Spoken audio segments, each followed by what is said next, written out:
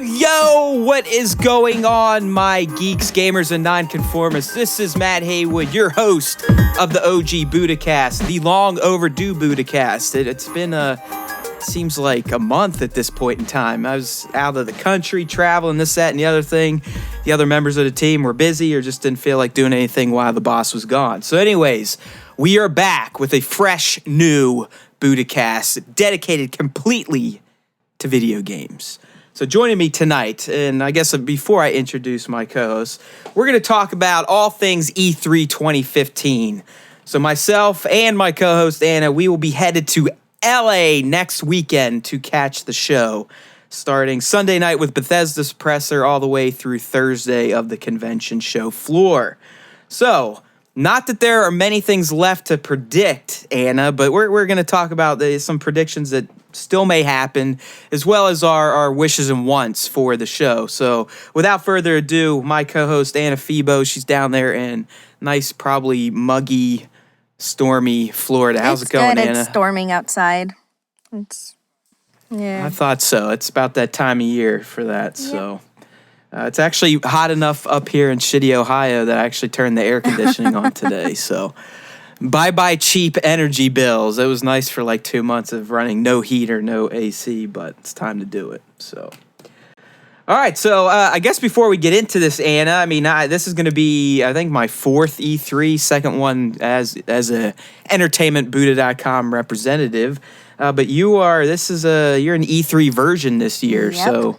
Before we get into our predictions and wishes, I mean, what do you think about that? What type of emotions are you experiencing right now? It's still a little surreal. Like every time I look at my emails and I see, things come through for appointments and, the press invites, it's kind of like, holy shit, like I'm going to be there. Like I get to be like in the press conferences when they announce these first reveals, these first looks, and it's probably going to be a different feeling than just like watching it at home, like seeing it for the first time, but being Totally. amongst that energy in that room. Oh, I'm so excited. I can't wait. No, I mean, I'm excited for you. As I've told everyone on staff and people at Gamers Salt Weekly that have never been there. I mean, this is the show. E3 is the granddaddy of them all in terms of the video game trade shows throughout the year. I mean, it kicks off the major summer tour, which moves on to, Gamescom, Tokyo Game Show, wraps with PAX Prime. But the E3 is it. I mean, this is where you're going to get the biggest reveals, the biggest announcements. I think it's been lessened a bit over the years thanks to the internet and Twitch and YouTube. Like I kind of framed tonight's discussion. I mean, a lot of the big stuff has already been revealed. I mean, there's no real huge secrets. I'm hoping that some pubs and developers held out, but we got the Fallout 4 news this week. We got the Uncharted collection news. I mean, it's like, what else do we have? But no, I really am. I'm pumped for you because, like you said, and anyone that's into gaming, they know E3 is a big week. They like watching the conferences from, streaming, live streams, this, that, and the other thing. But there's nothing like being there and feeling like you're part of the show. You're not just there as a fan, you're there as a member of the media. So it is pretty radical. I mean, I know you were at PAX East, which is to me, probably the largest of the PAXs, even though it's not the original, but nothing beats E3. I mean, it's press all the way. I'm hoping to get into some more of the swanky parties because those are sometimes my favorite part of the week. And I'll tell you for one thing, if we don't get in any parties, I know where we're going most nights, and that is the Hotel Figueroa, where it's like the secret spot where everyone goes that doesn't feel like going to the parties and clubbing and all that. Oh, yeah.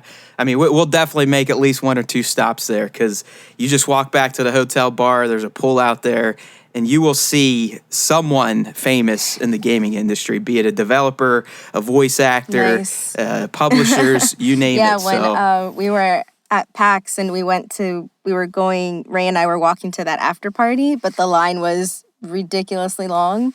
When we were on our way back, I was like, who is like this blonde chick in tights walking? And I'm like, that doesn't look like winter clothes. And then like this guy just walks past me and I'm like, holy shit, that was Lauren and Cliffy B. I was like, what the fuck? Like, they just literally walked right past me in Boston. And Ray's like, go stop him. I'm like, nah, I'm good. I'm okay. Yeah, I mean, there's pretty much anyone that's anybody in gaming will be at E3 in some capacity. I mean, like I said, my buddy from Stern's not going this year, which is going to limit some of the events we get into. Oh, well. But, I mean, when I used to go with him through Sirius, we would get, like, the Microsoft VIP parties. I mean, I went to the Forza party, the Halo 4 party, where it's only, guys from Game Informer, IGN. And, yeah, it's a literal who's who, but... I'm hoping some of the invites come through for you, especially Wargaming. I mean, to me, the Wargaming party from two years ago was the best video game party I've ever been to. I mean, it was just fucking insanity. So hopefully that thing makes its way to you. All right, so let's get into it. We'll start with our predictions. I guess I'll just shoot one out there, and then we can kind of bounce back and forth. But like we've prefaced, a lot of the big stuff has already been predicted or revealed, announced, whatever you want to call it. So, I mean, some of my predictions are going to be kind of snarky, smart-ass type of predictions. And the first one I'm starting out with is I predict that Nintendo's Direct will be shitty. It will be lame.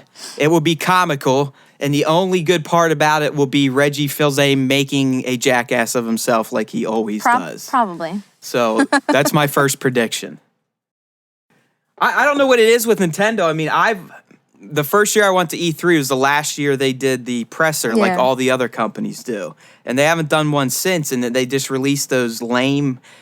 pre-recorded Nintendo Directs, usually Tuesday morning before the convention show floor opens, and it's like, why? I mean, I guess for people at home, cool, they get to watch it and experience it, but there's just something about these press events, like I fear you can drum up more excitement when it's live and the guys are out there talking about it, and sometimes they stumble on the teleprompter, but, I'm predicting another shitty Nintendo Direct. Probably.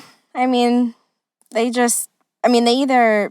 Is it recorded, or do they just kind of, like, sit in a room? No, it's pre-recorded. I mean, it's like last year they literally did, I think that's where they did the Reggie Fils-Aime mech skit, where he was like a robot walking around, like, that's where they first showed Splatoon. I mean, you are probably going to get a reveal. I don't know if they're going to show anything from the new Zelda in the Nintendo Direct. I don't think it's going to be on the show floor for sure. We know the new console's not going to be there, so...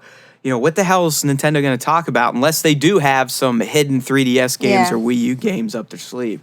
Who knows? So, how about you? Do you have a prediction? I'm pretty sure there's going to be a Gears reveal. I mean, there was already footage, leaked online, which is disappointing. And I didn't see any of it because I'm kind of... like, knowing that I'm going to be there, I've just kind of avoided a lot of the leaks and tried to not pay attention to whatever headlines come out. So that way I can have some element of surprise and be like, oh, yay, I didn't know. But I'm here and I got to, like, see it here. So... I'll tag on to that one because that's one I had too. Was there's going to be a Gears of War collection or a brand new title? I think it's actually going to just be, from what we've been seeing, it's probably just going to be the original Gears in HD, which is like okay. You couldn't do anything more than that. I mean, it's like Microsoft has a whole studio dedicated to the Gears franchise, and if they're just going to do an HD remake like everyone else and their mom these days, it's like, come on, let's get something fresh. I would like for it to be a new one, but if it's an HD remaster, I guess I'll settle for that. But Nah. Yeah, don't get me wrong. I'll take it. We've talked about this Yeah. at length, but I mean, the Gears franchise was by far my favorite of the last generation. As far as it was new IP with the original, and then the sequels that spawned after it. But there was something about that first Gears where I was like, yeah, okay, this is. The power of the Xbox 360 is pretty dope. I like this shit. I like pop and cover. Cliffy B. I mean, he's a smart guy, and I love the multiplayer and. So I wouldn't be disappointed with an HD remake. I would prefer something new. Would be better than something old. But that's one. If it is there and we don't have an appointment, I am going to get one. I don't care what I have to do. I mean, if I have to sell a kidney or whatever, but I will butt my way into checking out a new Gears game. So, do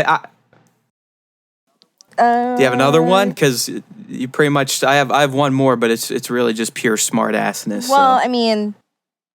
I'm pretty sure Halo 5, but I mean that's expected though. I mean I would think at this point they're gonna have some sort of gameplay or at least something more than just multiplayer. Multiplayer. Yeah, no, I agree. That's actually in one of my wishes. That I think that I'm pretty sure something for Mass Effect. I mean, I mean, I haven't played the series. Ooh, nice one. I completely forgot about that. I haven't played the series, but I mean, there's been rumors. What? You've never played any of the Mass Effect games? Yeah. Oh wow. I don't know. I figured you're kind of into that sci-fi type but of stuff. With again the ever-growing backlog, it's like. Oh, I know. So maybe hold out to see if they're going to do an HD remaster. But honestly, that is a franchise you have to get to at some point in your life. I mean, you have to. Get to it. There's Assassin's Creed, but I wasn't overly thrilled with the new with whatever I saw. I already forgot the name. Is it Syndicate? It's Syndicate. Yeah. Because I don't know. I just feel like it's too much of a ripoff of Sherlock Holmes era-esque. I don't know. It's Gangs of New York. Like we I think the last cast was when Ray was on. I mean, that's when they show those street brawls. I mean, all I can think about is Leo rolling out to go fight Daniel Day-Lewis.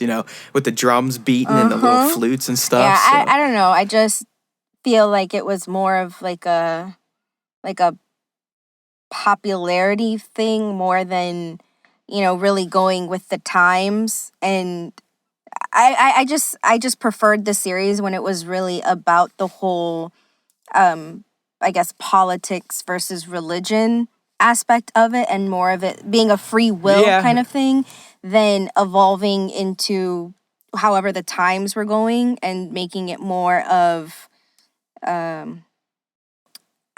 I don't know, I guess just making it like a Well, they're like period pieces now. I mean, you deal with, and I still have yet to play Unity, but I mean, right there, you're dealing with the turmoil of the French Revolution. I mean, and it's cool to bring those aspects into it, like those very big moments. But when it's not really about like what the franchise originally set out to be, I don't know. It just, I mean, I'm still not crazy about Unity. I mean, I'm probably gonna hold off on Syndicate, and it sucks because I'm a huge fan of the franchise, but I think Unity kind of left me jaded a little bit.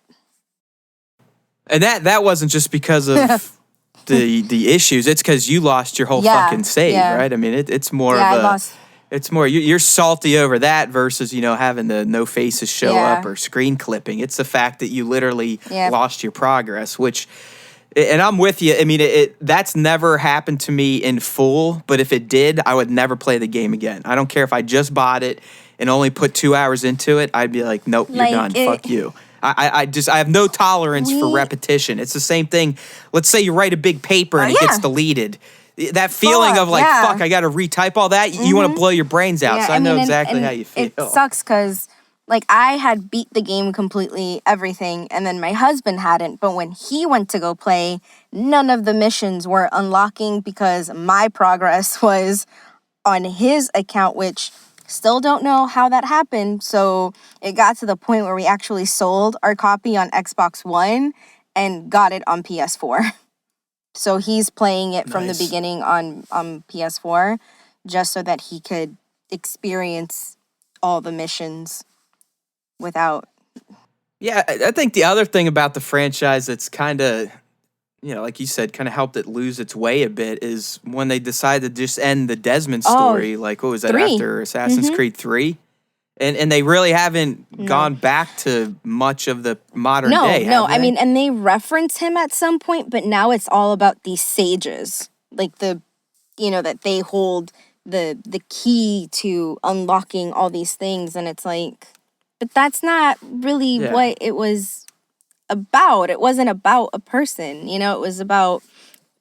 Oh, it was getting freaky. It was like every other, I know you haven't played Mass Effect, but it's the same concept that or even Halo, there used to be this advanced civilization that essentially used Earth as like a playground, to create people and elevate people and give certain people these special tools that made them powerful, this, that, and the other thing. And that just kind of, I loved AC4, but that it just disappeared. You became a video game tester at Abstergo, and you're like, Yeah, okay. that's basically what it was. And they made references to Desmond, but it was like subject something or.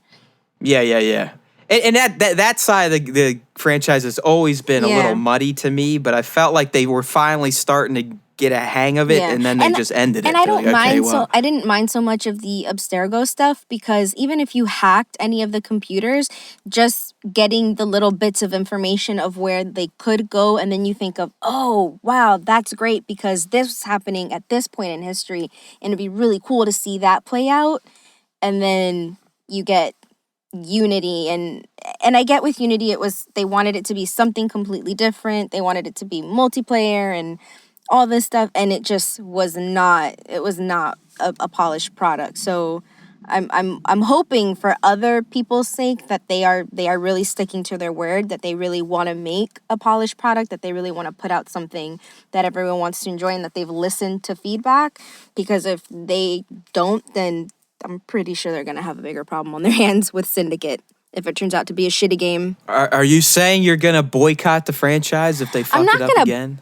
Can we get that on record? Can we get that on record? Boycott it per se, but you're not going to get out there with your sandwich board. No more AC. No more AC. They just kind of killed something when and what also hurts it is that they've got 25 billion different studios working on a game, and how is everything supposed to be integrated the way it needs to be if a studio has one part of it and then the studio has this other part? It just shitty results.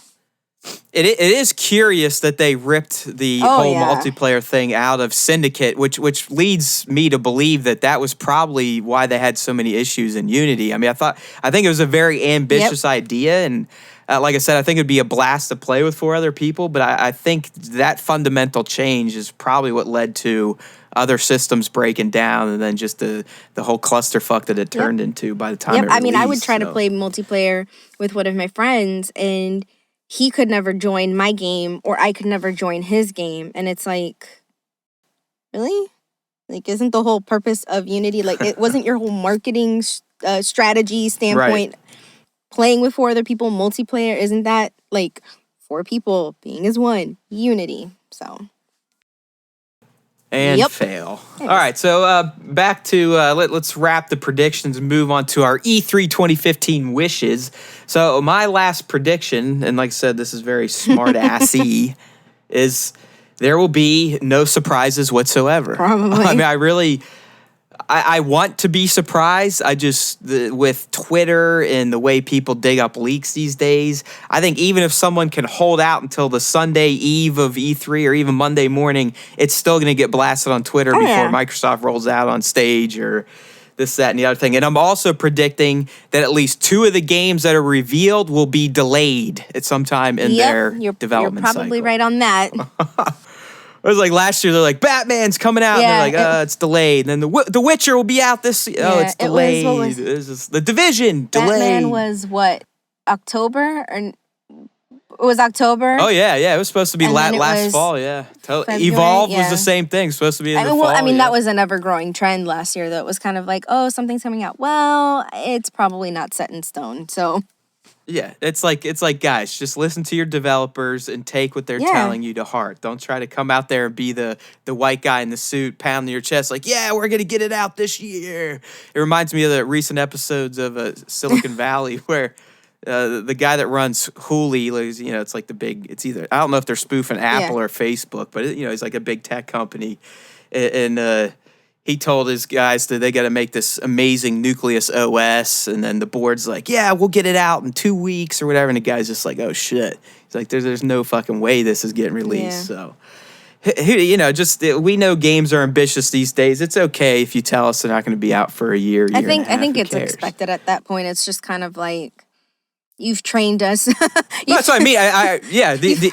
Right. And the executives, they feel like they have to get out and blow people's minds, making a commitment like it's that, to the point where even if there's a really good incentive to pre-order, you're probably not going to get me to pre-order. I'm probably going to wait to get the game. It's to that point where I feel like so many shitty games have come out, and either it's been that or I don't get my value, that it's like I am tired of spending my money. I'm tired, and I'm just nope, not falling for it anymore. Yeah, it's I've kind of stopped pre-ordering too. I mean, a part of it's because we kind of get games through entertainmentbuddha.com now, but it just seems a lot of the pre-order incentives are just gimmicky bullshit at this point. I think right now the only 2 games I have pre-ordered for this year is Halo 5 and Batman Arkham Knight, only because there's a lot of stuff that you get, but Halo 5 and Batman for me are like guaranteed games that I'm gonna get. Don't they both have like a mega super duper edition too, with some sort of pack and collectible? Has some crazy looking statue for like. See, those tempt me. I mean, not that that's a surprise to you, but those tempt me. Oh shit! I mean, kind of going off subject, but did you see all the Bethesda Funko Pops they revealed this week? and the first thing I thought of was, I wonder how many of those Matt has pre-ordered already. I mean, honestly, they're all in my wish list at this point. I'm on the fence about the Elder Scroll Online ones. They're kind of generic. I think the Nord's cool looking, but the Breton and the High Elf, I'm like, whatever. But those Fallout 3 ones are fucking amazing. I mean, the Brotherhood of Steel guy, awesome. I also like the Daedric Warrior and the Dovahkiin for Skyrim. So, like I said, dude, Funko, those motherfuckers are the smartest toy makers on the planet. They started this line. I think they had maybe 15 figures, a few Star Wars ones, a few Marvel, a few DC, and then bam, it's just exploded. Now they own they have rights to every pop culture franchise out there, it seems like these days. And they just keep cranking out awesome ones. I mean, I can't help it. So, yep, those are all on my list. And they just revealed Arkham Knight ones that will also be going on my list. And this week in the mail, I finally received the Borderlands ones with my Gentleman Claptrap GameStop exclusive.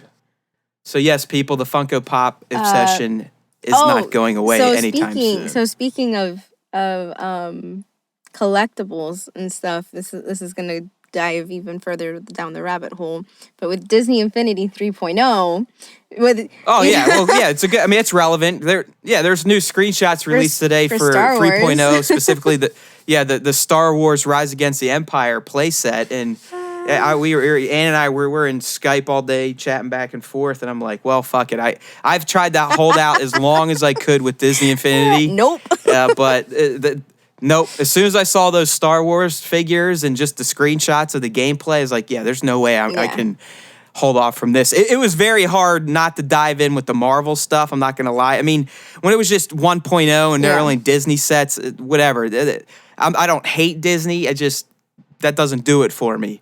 But when they introduced the Marvel and then the Guardians of the Galaxy, and I saw those, I love the look of the figures. I mean, they're not full-on super deformed chibi like I enjoy, like a Funko Pop, but they're still that very stylized design. It's like CG that you can tell. Their heads are a bit bigger than their bodies, and I fucking love it. I mean, that Darth Vader is ace. I mean, that is fucking awesome looking. I didn't hear anything you said for like the last 40 seconds. Oh, it's all good. I was just ranting about how awesome the Star Wars Infinity 3.0 figures look, and that I was almost bought in when it was Marvel. You know, I really was like, do I want to get into it? But I held off. But here's the thing with 2.0. It's this time around, the figures were more story specific, so you could only use certain characters on select playsets. It wasn't like 1.0 where you could literally pop in any character into the story mode. So for like Spider-Man and Nova, you could only use those two, and I think Rocket Raccoon. And then in the Avengers one, you could use Spider-Man, but even with those, you had to collect these little coins around the map, and then it would let you unlock them to be able to play them in the game. So they had their little logos on the packages too, with which play sets they're compatible with. I see. So, I mean, you could have more gimmicks to spend money. So you could get, I mean, they're cool figures, but I did not go overboard like I did with 1.0. I only wanted select figures, and like I said in the Skype chat today, like it's really weird that the Vita got Disney Infinity 3.0 and that they got Spidey in his symbiote suit in his black one, and I'm like, that makes no sense whatsoever. What, yes. for the Vita? How the hell do you play that on the Vita? I don't know. It's just like Skylanders has a tablet version. I'm like, how do you play that on a tablet? That doesn't even make any sense, but whatevs. Yeah, that's a good point. So, you're going to have to fill me in. Are finding Infinity figures as ridiculous as Amiibos, or? No. It's, if you want one, you can get it somewhere. Yeah. I mean, when Disney Infinity first came out, some of those figures were very, very hard to find. But now that I think the craze with Disney Infinity kind of died out, you can for the most part find them anywhere. Some of them might have more timed releases, like you can get like the Hulk. I think the Hulk you could have gotten him first at Best Buy, and then he was released everywhere else. So they're still doing timed releases on those, but. No, you can still find a bunch of them. So this fall when I go to buy it, can I just go buy the? I'm assuming they're gonna release like a Star Wars playset. I mean, will I be good with that, or do I have to go get the old games? No. Well, with the playsets, they're probably just gonna release a new disc for the game, and then it'll tell you if anything from 2.0 is compatible with 3.0. So. Yeah, with 1.0 figs, you could only use them in Toy Box. You can't use them in the playsets. And some of the discs, you could use them in the Toy Box, but the Toy Box, again, is like Minecraft for Disney. You go in there and you create a world and you do all these things. You don't necessarily have to mine for items, but the more that you play, the more things you unlock to build and make maps and stuff. Yeah, I don't even know how much gameplay I'll do. I just know I'm getting it because of those damn figures. And honestly, I've been wanting to start my nephew on it. He's going to be 4 in August. They are so fun for kids. And yeah. Right. His mom finally got him into playing Mario on the Wii, and you can tell like he's in the game and now. Yeah, so Disney Infinity for kids is definitely a fun thing because there's nothing, like, again, it's Disney, so there's nothing vulgar about it at all. And even when you the storylines with some of these comic books that they can get a little dark, they don't ever go there at any point. Everything is just fun. Oh yeah, I wouldn't imagine. Yeah, everything's going to be pretty bubbly. I don't think there's going to be like a depressing scene where you see Luke's hand get cut off or something like that. Absolutely not. So those, But I am excited, and it is purely based on my love for Star Wars, and I think the figures in the game world it has that visual style that I'm drawn to, where it's very stylized, not really proportioned. So, all over that. And we're getting to check it out at E3. So let's get back to our E3 discussion. Moving on to wishes here. Like we said, not many predictions to predict. That's all been done by Twitter and all that fun stuff. So some of my wishes, one we talked about in predictions, I want to see Gears of War in some form or another. I mean, I'd prefer a new game. But even if it's just the old games in 1080p HD, 60 FPS, that would still be kind of neat to check out too. So I think we both have that as a wish. So my next one, and Anna again kind of preface this one, but I want to see some Halo 5 campaign gameplay, and I want to learn some details about it. I'm going to say that when they released those teaser trailers for Halo 5 and it's Hunt the Truth and it's the different perspectives, I was like, holy shit. I want to know what that's all about. Yeah, I want to know what that's all about. Like, is there going to be a decision you have to make? Like, yo, Master Chief is my boy and I'm sticking with him to the end? Or is there a point in the game where you're like, all right, I'm taking Agent Smith and we're going to go after the Chief? That's the shit I want to know. And here's another reason why I'm intrigued, because remember, the teaser was Master Chief all up in the desert and some, like, massive ship thing comes out from the sand. From like 2 years ago. So there was that. But then flash forward now, and it's these propaganda, advertisements, and it's kind of like, well, what does the desert have anything to do with this? Like, where's the connection here? So it was cool with the Hunt the Truth stuff, but then I was a little thrown off because I'm like, wait a minute, that teaser has nothing to do with this. So yeah, I do want to know what Agent Smith's role is, because if you played the Halo Master Chief Collection, specifically Halo 2, they added a brand new opening cinematic where Agent Smith is on the Arbiter's ship, essentially going, yo, tell me where the fuck Spartan 117's at. The only Spartan. So he's hunting him for a reason. And I thought they were going to explain that in Halo Nightfall, that live action series. Not that I made it through all of them, because they got kind of bad like halfway through. I never watched any of them. But yeah, I mean, the first one, I was like, all right, I could get into this, and then it just goes downhill from there. But it's like, what is this Agent Locke guy? What's his beef with the Chief? Like, what's happened since the end of Halo 4, where once again the Chief saved the entire fucking galaxy, the Earth, and, he took his helmet off if you played on Legendary Solo. What's happened from then up until Halo 5 that he becomes he's almost like he's on the run, is what I'm guessing. Yeah. What could he have done to piss off the UNSC, who he is the UNSC? I mean, without him, everyone's dead. I mean, because he's just a badass. Like that. Like, there's no one else to do any of, that can save anything but him. Yeah. Have you read the books, like the ones from Eric Nyland, when the first game came out? Like, I think he did 3 of them. I have some Halo books, but I just read them. I read I'm not a big reader either, and these books I would definitely. Well, this is also before the advent of smartphones and free to play games like Marvel Mighty Heroes. But when I'd exercise or sit on the shitter, I'd thumb through and read them. But there's one of the books essentially gives the backstory of John, and it's pretty good. Like, I mean, you find out how Halsey basically abducted all these kids and fucking like tortured them with these genetic grafts and experiments. Didn't they kind of explain that in one of the games? Like, yeah, they've briefly touched on the stuff. Like, I mean, I think it's Halo 4 or when Halo 4 had like those survival ops missions where it was like a whole separate campaign, multiplayer style.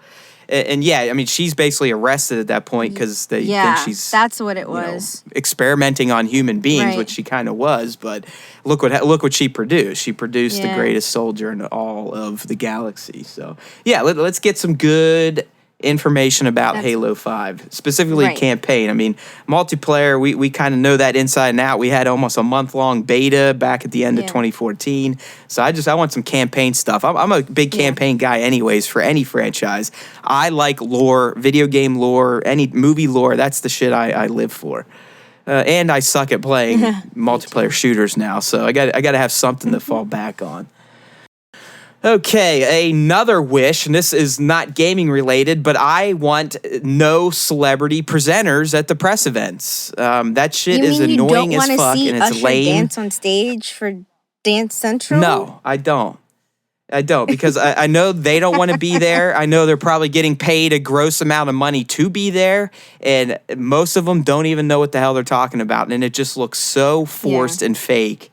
It's like, come on, guys. I mean, Microsoft. If you really want to wheel out a personality, why don't you pick one of these YouTubers that, people Right. go caca for? I mean, but grab one of those people. At least they're relevant to the industry and they're not, fucking Joel McHale or whatever. It's like, come on.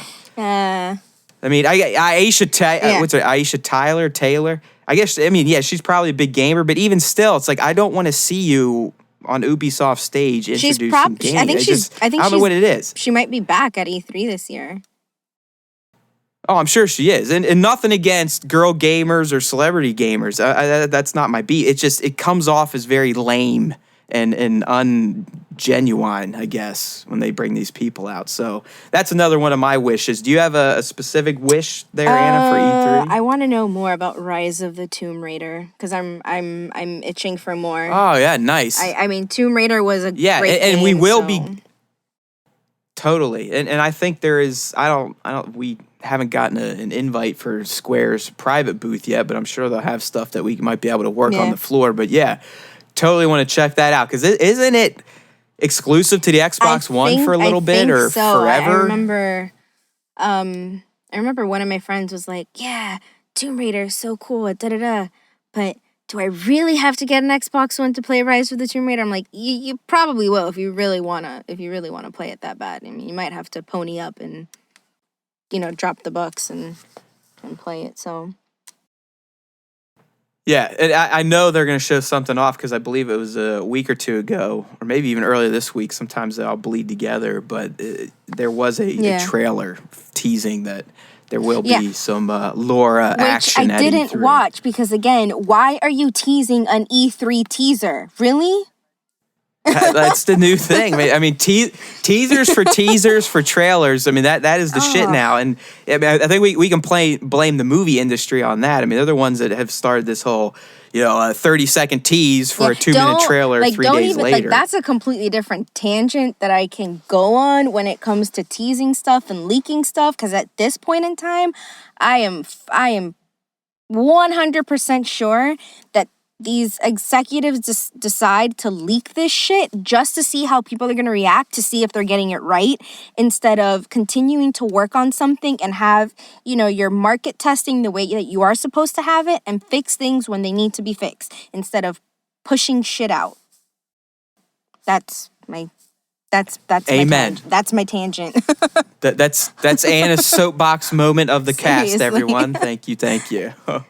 Let's get some cheering in there, Benson, when you edit that. That would sound great. And I say that because all the Suicide Squad pictures and videos and things that have been released, it's like how ridiculous has that production been? I mean, it's all day long. Like, you're leaving nothing to the imagination, and you can't tell me that part of this is not being done on purpose, because if you look at those videos, they are literally on set. It's not someone hiding across the street in a garbage can with a super long whatever attachment it is. I can't even think of the word. That's how frustrated I get when I think about this. It's someone on set.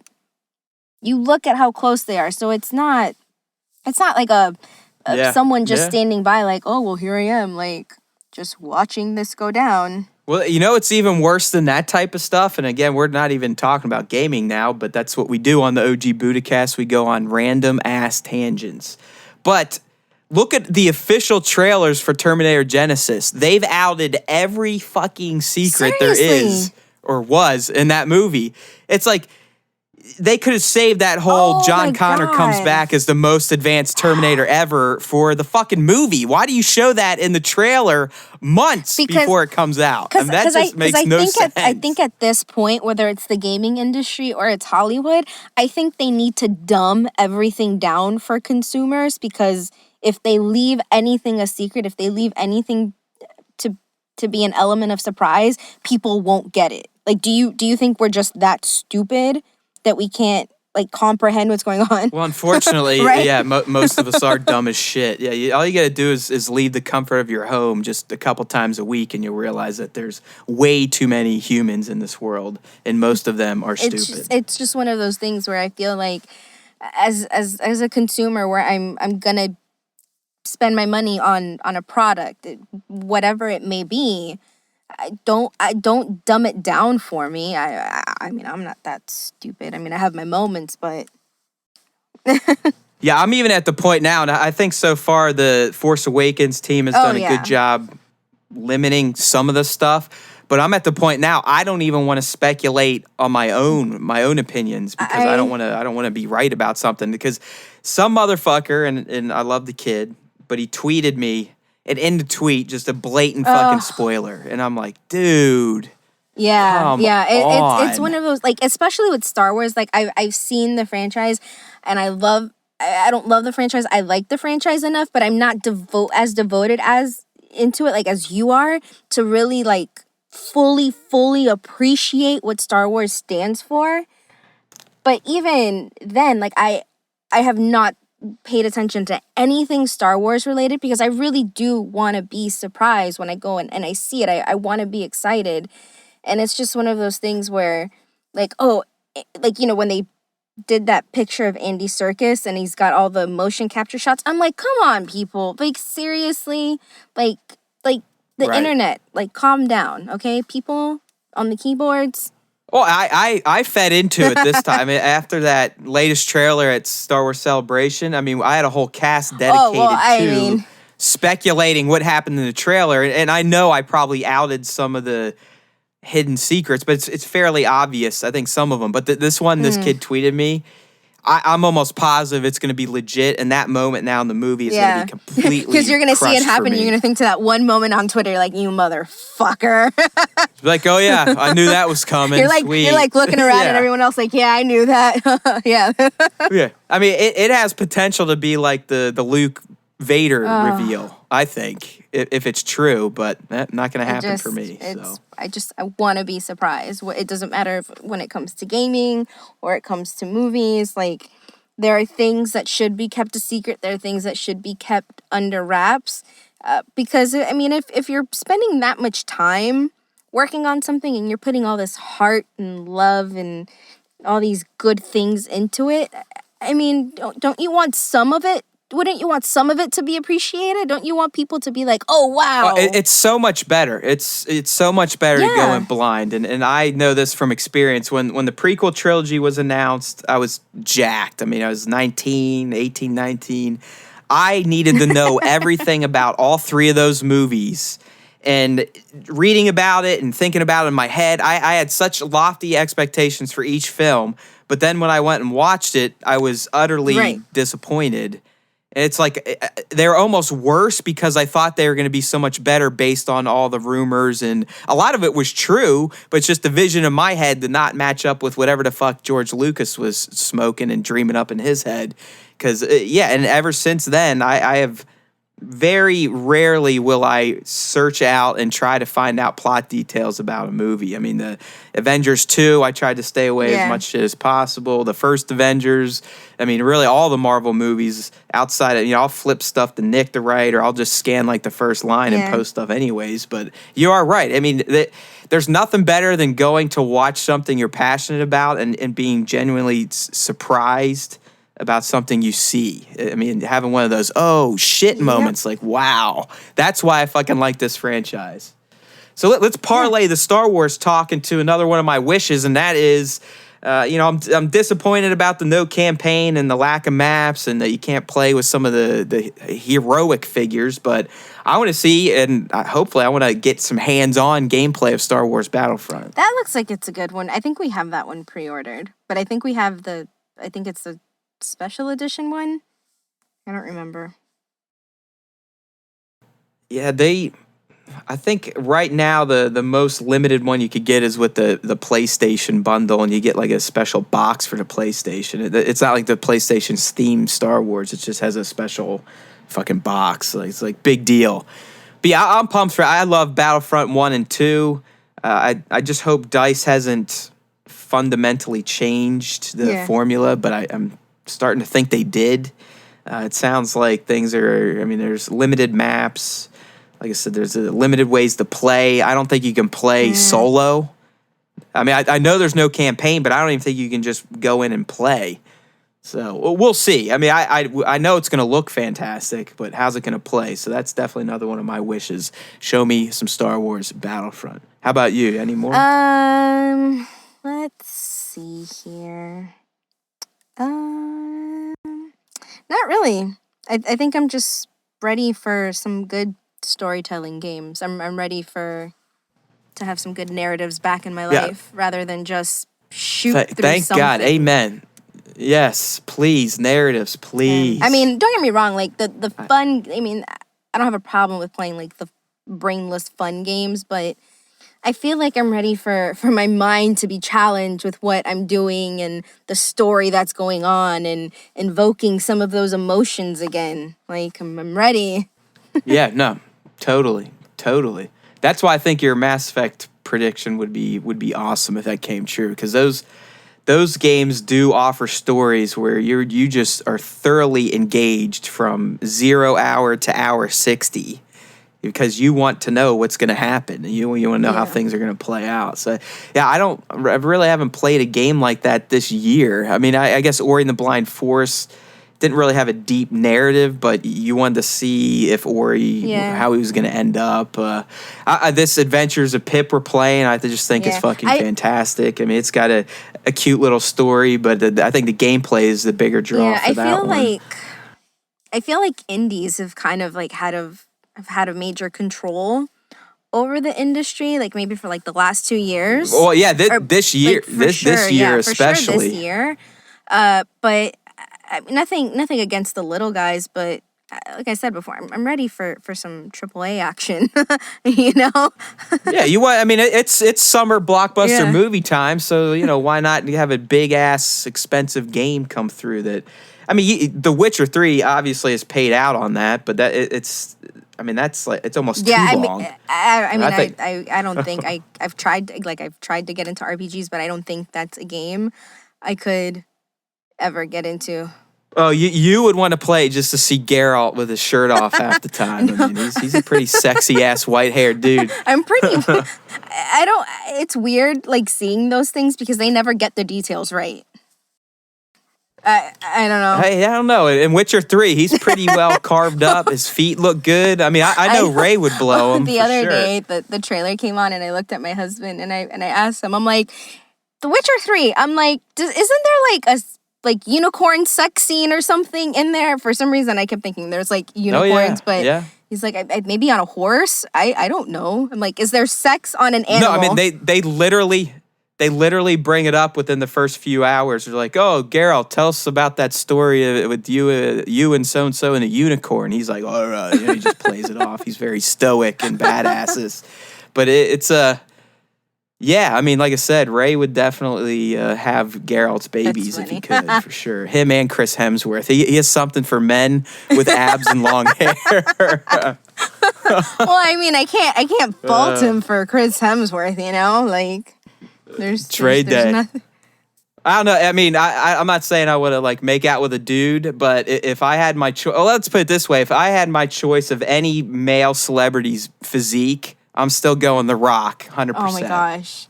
I know some people think he's too large, but that to me is a fucking fantastic build. I have no arguments there. Just none. Blown out on steroids, lean as fuck, and just mean. I mean, that dude is he is a badass. He might not be the best actor in the world, but he is a badass action Instagram. star. And me too. I mean, I love watching his workout videos and the dumb shit he does. I don't mind watching the workout videos either. I mean, but it's pretty crazy. Like when he takes his pictures and it's like he's drenched in sweat. I'm like, holy shit! Like what? Like what are you doing? Yeah, I mean, he's getting up at 3 a.m. to start doing cardio for the day because he's filming at 6 a.m. I mean, the guy is a hustler. Dedicated. I've always. The Rock is why I got into wrestling again around the the late 90s. I mean, the dude is a natural entertainer. There's no doubt about it. I mean, he's just as good as Arnold. I mean, I don't want to make fun of him for being a horrible actor. I mean, he's just as good as Arnold, if not better. I mean, that's just the type of actors those guys are. But damn, I mean, if someone said if you could look like anyone, I'd go to him in a heartbeat. Yeah. I even want that tattoo, and I'm not even a Samoan. I want that tattoo. All right, so tangent number whatever. I've got two. Yeah, no. Well, Right. that's how we roll. Keeps things exciting. So I've got two Okay. more wishes, and then we can go ahead and wrap this up, people. So my other one, I want to see Uncharted 4 in action. I want to see what Naughty Dog has done. I want to see the visuals, what it's going to look like on the PS4. We still have had very few games in this current generation of consoles that just are like, holy fuck, that looks amazing. I mean, The Order looks pretty damn good, but it's The Order. I mean, it wasn't the best game. I didn't hate it like most people, but I just feel like there's been we're going on year 2 now of the current gens, and I feel like there hasn't been a game yet where just like, Right. damn. I mean, The Witcher 3 looks pretty fucking special, but still, PCs are still noticeably better looking. So give me some Uncharted 4. Let's see what Drakey looks like and his new visuals. And just, what's going on in that series. I mean, I like the Uncharted too, even though it's a repetitive franchise at this point. And then last but not least, my final wish is anything Vita related, even if it's a statement that they're canceling the line altogether. What was it that they said that the Vita is now like a legendary or legacy? A legacy A legacy system? system, which means that they will no longer support it. Okay, great. So yeah, isn't that what that? I mean, I don't. Who knows? That's what I'm saying. I mean, I just wanted to. I want to hear something about the Vita, one way or the other. If they're just gonna give up on it altogether, what? Because I still think it's one of the best handhelds out there. I mean, as far as pure functionality goes, I mean, you can do the PS4 remote play, games work and look great on it. All the cross-buy shit you can do now with PS3, PS4, and Vita, but it just there's no software support. It seems. Yeah, if you go to Best Buy and you're in the gaming section, it's like the Vita section is just like one little shelf area. They've limited it to a little pathetic end shelf cap. Yeah. You got like one row for games and then like accessories. Yeah. It's the redheaded really stepchild of Sony's line, that poor thing. I mean, it's Nintendo's been the only large game company out there to figure out handhelds and keep them going. I mean, Sony's tried twice now, and like I said, the Vita is an amazing piece of hardware. It's just that for some reason they couldn't sell the idea to developers. Hell, they hardly made their own first party games. But it's sad. I mean, that's why Microsoft, they don't even fuck with handhelds. They're like, whatever. We know Nintendo's winning. We've seen what Sony's done. We're not even going to get involved. Well, we have Windows and all that bullshit to supplement our income. So. It's the other thing I was thinking too. Like, what are the chances that Microsoft or Sony are going to do some sort of like hardware announcement? Like, either or? Yeah, no way. I don't think. I think the closest you'd get would be some Windows 10 stuff from Microsoft. Like software for the hardware. Oh no! You know what they are going to now. You're right. I forgot. I mean, we're going on year 2. I wouldn't be surprised if either of them or both reveal a new line of the Xbox One and PS4. I tweeted out today. Amazon already has a listing for a 1 terabyte white Xbox One. So I think you're right. I think it's not going to be brand new hardware, but it's going to be and both companies have done this now since the last era, or even since PS2.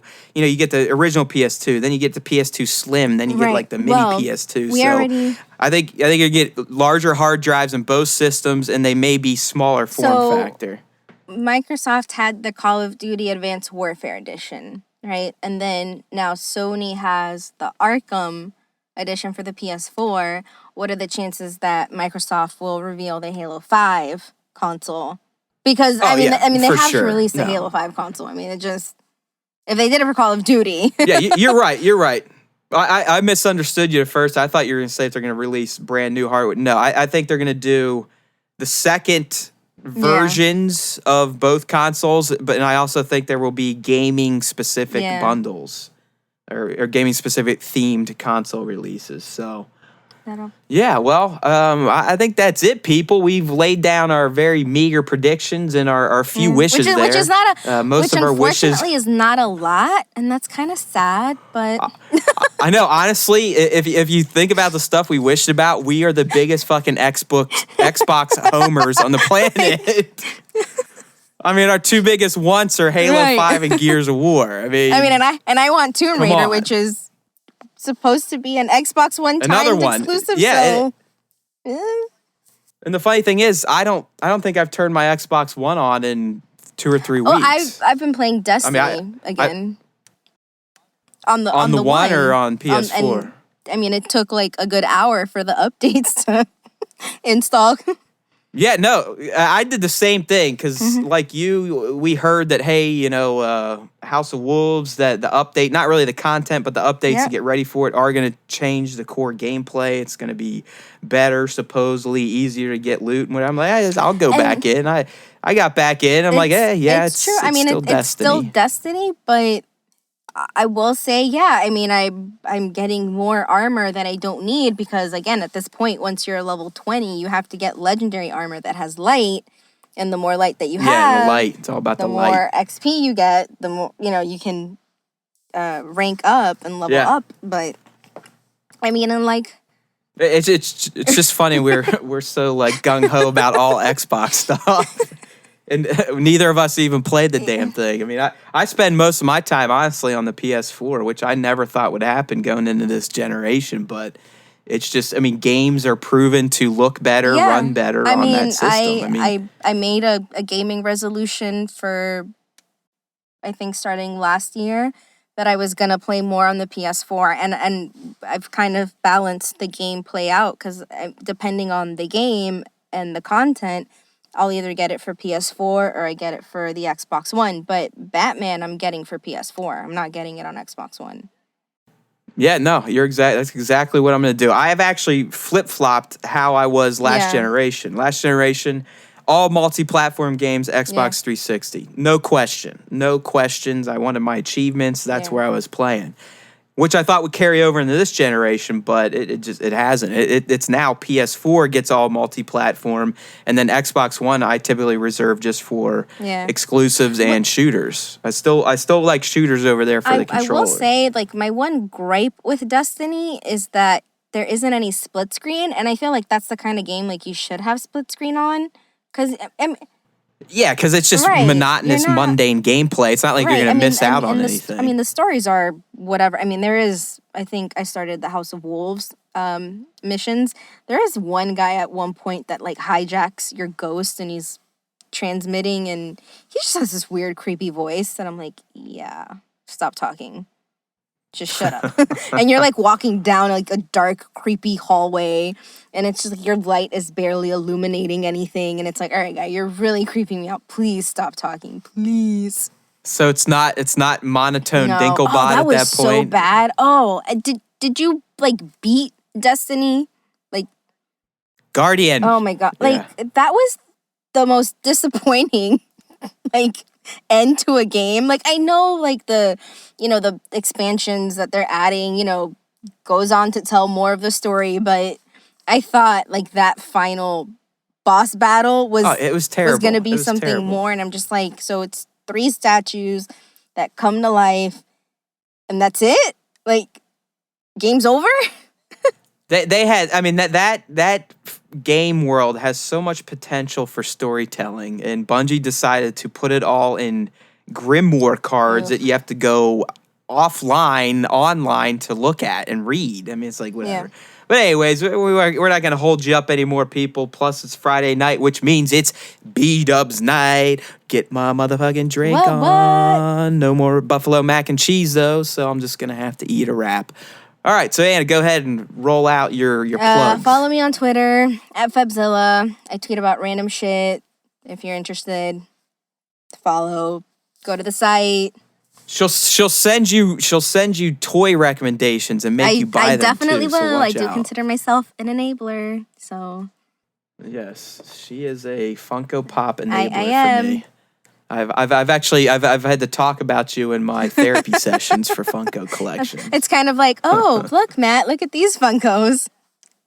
Yeah, it's like, you like these drugs? These drugs I'm like, are these little good. conscious, do it. Buy them. Yeah. Get them all. You don't need your money. You need to buy more But Funko. yeah, that's it. I mean, follow, Entertainment Buddha, Twitter, Facebook, all the good stuff. Go to the page. All the social links are there. Amen to that. And as always, I'm your host here, Matt Haywood, at Matt R. Haywood on Twitter.